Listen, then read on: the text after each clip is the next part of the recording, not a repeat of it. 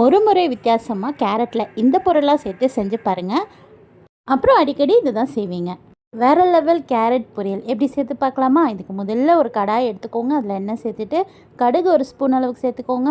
1/2 spoon அளவுக்கு சீரகம் சேர்த்துட்டு 2 மீடியம் சைஸ் வெங்காயம் இது போல் கட் பண்ணி சேர்த்துட்டு நல்லா வதக்கிடுங்க.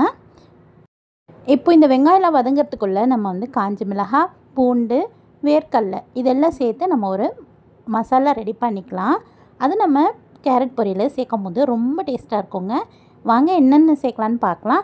இதுக்கு 2 காஞ்ச மிளகாயும் 5 பல் பூண்டும் எடுத்திருக்கேன். இதை கொரப்பாக ஃபஸ்ட்டு அரைச்சிட்டு வந்துடுங்க.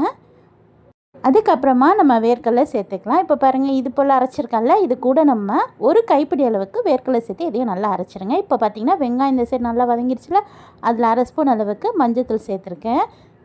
சேர்த்துட்டு நல்லா வதக்கிட்டு இப்போது இதில் கட் பண்ணி வச்சுருக்க கேரட்டு சேர்த்துக்க